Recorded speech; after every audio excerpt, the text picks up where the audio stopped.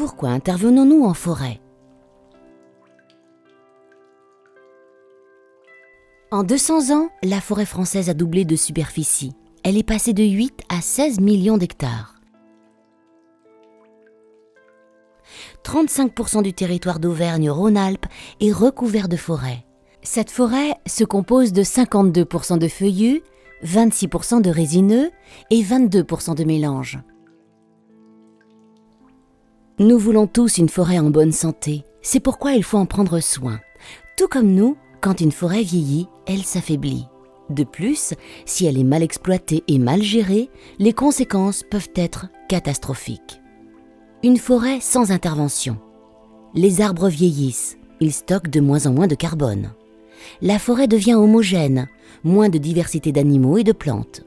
Des arbres malades ou dépérissants, développement de maladies et de ravageurs.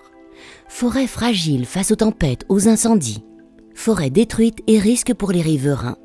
Forêt qui ne protège pas des avalanches et chutes de blocs. Risque pour les habitants et les touristes. Forêt qui protège mal les sols. Érosion plus importante, risque d'inondation et de coulées de boue. Forêt impénétrable, plus d'activités de loisirs. Au final, ce sont tous les services apportés par la forêt qui s'en trouvent pénalisés. Mieux comprendre la gestion de la forêt en 4 étapes. La régénération par voie naturelle ou par plantation est indispensable pour renouveler efficacement nos forêts. Pour grandir, un arbre a besoin de lumière et de nutriments. Lorsque les arbres grandissent, ils se gênent mutuellement. On éclaircit régulièrement la forêt et on coupe les arbres arrivés à maturité pour protéger les autres des maladies ou pour leur laisser de la place.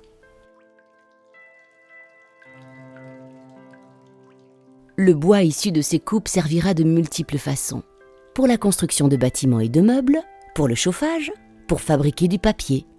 Mais pour cela, il faut le ramasser et le sortir de la forêt. Des routes et des pistes sont créées afin de permettre le passage des engins forestiers. Le bois est ensuite trié et stocké en bord de route en attendant que les professionnels viennent l'enlever. Si besoin, une remise en état du chemin est effectuée.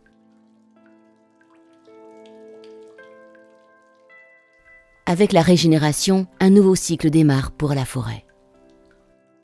Vous l'aurez compris, il est donc essentiel de récolter le bois et de créer les bons moyens de l'acheminer.